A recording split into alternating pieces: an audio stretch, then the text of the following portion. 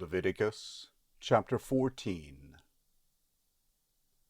The Lord spoke to Moses, saying, This shall be the law of the leper in the day of his cleansing. He shall be brought to the priest, and the priest shall go out of the camp. The priest shall examine him. Behold, if the plague of leprosy is healed in the leper, then the priest shall command them to take for him who is to be cleansed 2 living clean birds, cedar wood, scarlet, and hyssop. The priest shall command them to kill one of the birds in an earthen vessel over running water. As for the living bird, he shall take it, the cedar wood, the scarlet, and the hyssop, and shall dip them and the living bird in the blood of the bird that was killed over the running water. He shall sprinkle on him who is to be cleansed from the leprosy 7 times, and shall pronounce him clean, and shall let the living bird go into the open field. He who is to be cleansed shall wash his clothes, and shave off all his hair, and bathe himself in water, and he shall be clean.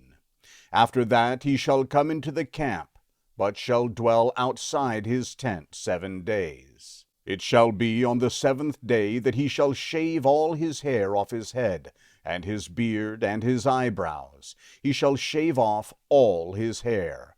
He shall wash his clothes, and he shall bathe his body in water. Then he shall be clean. On the 8th day he shall take 2 male lambs without defect, 1 ewe lamb a year old without defect, 3/10 of an ephah of fine flour for a meal offering, mixed with oil, and 1 log of oil. The priest who cleanses him shall set the man who is to be cleansed and those things before the Lord at the door of the tent of meeting. The priest shall take 1 of the male lambs, and shall offer him for a trespass offering, with the log of oil, and wave them for a wave offering before the Lord. He shall kill the male lamb in the place where he shall kill the sin offering and the burnt offering, in the place of the sanctuary. For as the sin offering is the priest's, so is the trespass offering. It is most holy. The priest shall take some of the blood out of the trespass offering, and the priest shall put it on the tip of the right ear of him who is to be cleansed, and on the thumb of his right hand, and on the big toe of his right foot. The priest shall take some of the log of oil, and pour it into the palm of his own left hand. The priest shall dip his right finger in the oil that is in his left hand, and shall sprinkle some of the oil with his finger 7 times before the Lord. The priest shall put some of the rest of the oil that is in his hand on the tip of the right ear of him who is to be cleansed, and on the thumb of his right hand, and on the big toe of his right foot, upon the blood of the trespass offering. The rest of the oil that is in the priest's hand he shall put on the head of him who is to be cleansed, and the priest shall make atonement for him before the Lord. The priest shall offer the sin offering, and make atonement for him who is to be cleansed because of his uncleanness. Afterward he shall kill the burnt offering. Then the priest shall offer the burnt offering and the meal offering on the altar. The priest shall make atonement for him, and he shall be clean. If he is poor and can't afford so much, then he shall take 1 male lamb for a trespass offering to be waved, to make atonement for him, and 1/10 of an ephah of fine flour mixed with oil for a meal offering, and a log of oil, and 2 turtle doves or 2 young pigeons, such as he is able to afford. And the one shall be a sin offering, and the other a burnt offering. On the 8th day he shall bring them for his cleansing to the priest, to the door of the tent of meeting before the Lord. The priest shall take the lamb of the trespass offering and the log of oil, and the priest shall wave them for a wave offering before the Lord. He shall kill the lamb of the trespass offering. The priest shall take some of the blood of the trespass offering, and put it on the tip of the right ear of him who is to be cleansed, and on the thumb of his right hand, and on the big toe of his right foot. The priest shall pour some of the oil into the palm of his own left hand, and the priest shall sprinkle with his right finger some of the oil that is in his left hand 7 times before the Lord.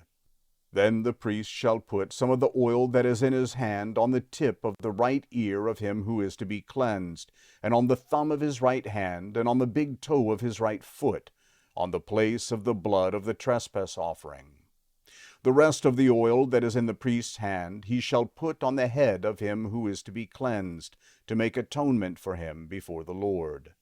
He shall offer one of the turtle doves or of the young pigeons, whichever he is able to afford, of the kind he is able to afford, the one for a sin offering, and the other for a burnt offering, with the meal offering. The priest shall make atonement for him who is to be cleansed before the Lord.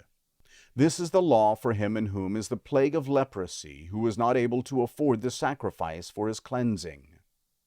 The Lord spoke to Moses and to Aaron, saying, When you have come into the land of Canaan, which I give to you for a possession, and I put a spreading mildew in a house in the land of your possession, then he who owns the house shall come and tell the priest, saying, There seems to me to be some sort of plague in the house.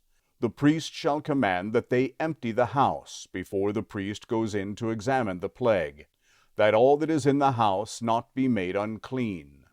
Afterward the priest shall go in to inspect the house. He shall examine the plague, and behold, if the plague is in the walls of the house with hollow streaks, greenish or reddish, and it appears to be deeper than the wall, then the priest shall go out of the house to the door of the house, and shut up the house 7 days. The priest shall come again on the 7th day, and look. If the plague has spread in the walls of the house, then the priest shall command that they take out the stones in which is the plague, and cast them into an unclean place outside of the city. He shall cause the inside of the house to be scraped all over. They shall pour out the mortar that they scraped off outside the city into an unclean place. They shall take other stones and put them in the place of those stones, and he shall take other mortar, and shall plaster the house. If the plague comes again and breaks out in the house after he has taken out the stones, and after he has scraped the house, and after it was plastered, then the priest shall come in and look. And behold, if the plague has spread in the house, it is a destructive mildew in the house. It is unclean. He shall break down the house, its stones, and its timber, and all the house's mortar. He shall carry them out of the city into an unclean place. Moreover, he who goes into the house while it is shut up shall be unclean until the evening. He who lies down in the house shall wash his clothes, and he who eats in the house shall wash his clothes. If the priest shall come in and examine it, and behold, the plague hasn't spread in the house after the house was plastered, then the priest shall pronounce the house clean, because the plague is healed. To cleanse the house he shall take 2 birds, cedar wood, scarlet, and hyssop. He shall kill one of the birds in an earthen vessel over running water. He shall take the cedar wood, the hyssop, the scarlet, and the living bird, and dip them in the blood of the slain bird, and in the running water, and sprinkle the house 7 times. He shall cleanse the house with the blood of the bird, and with the running water, with the living bird, with the cedar wood, with the hyssop, and with the scarlet. But he shall let the living bird go out of the city into the open field. So he shall make atonement for the house, and it shall be clean. This is the law for any plague of leprosy, and for an itch, and for the destructive mildew of a garment, and for a house, and for a dwelling, and for a scab, and for a bright spot, to teach when it is unclean, and when it is clean. This is the law of leprosy.